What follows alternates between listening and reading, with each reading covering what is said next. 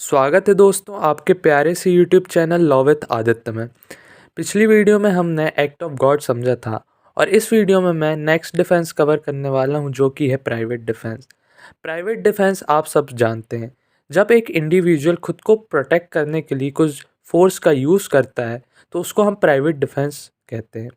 पर टॉर्ट्स में जो प्राइवेट डिफेंस है वो लाइबिलिटी हटाने के लिए एक डिफेंडेंट के लिए बहुत ही अच्छा डिफेंस है।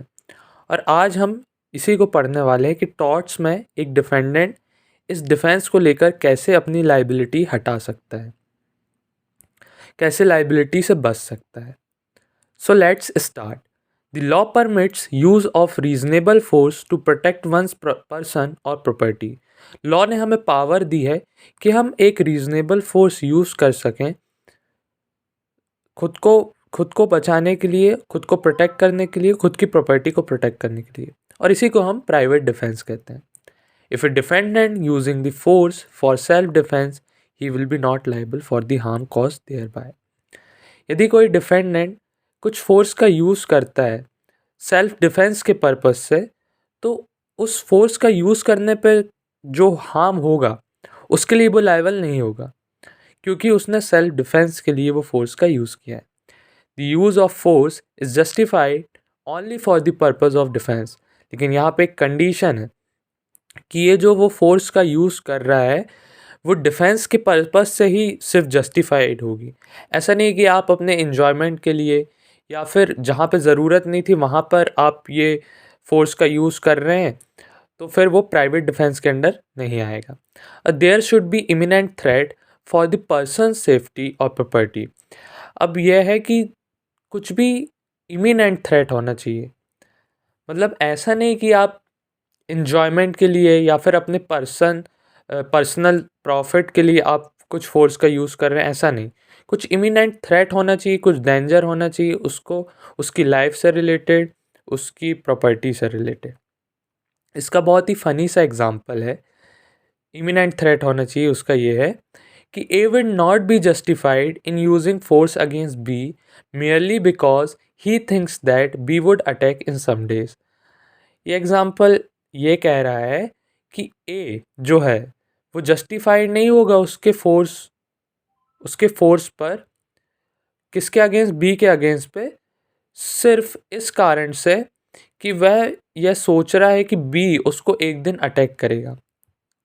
मतलब ऐसा तो नहीं हो सकता ना कि ए उसको फोर्स यूज़ कर रहा है और वह ये सोच रहा है कि बी किसी दिन उस पर अटैक करेगा।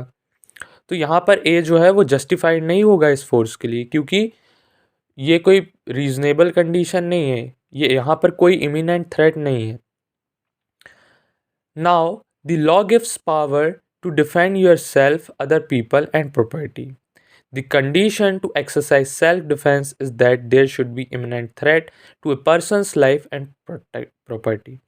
यही मैंने बताया कि imminent threat एक essential है, ये होना ही चाहिए। यदि imminent threat नहीं है तो वहाँ पर private defense एक defense नहीं है। The force used must be reasonable and proportionate to the danger, as we have seen in the case of Bird versus Woolbrook। जो फोर्स यूज़ कर रहा है डिफेंडेंट वो रीजनेबल होना चाहिए और प्रोपोर्शनेट टू द डेंजर होना चाहिए।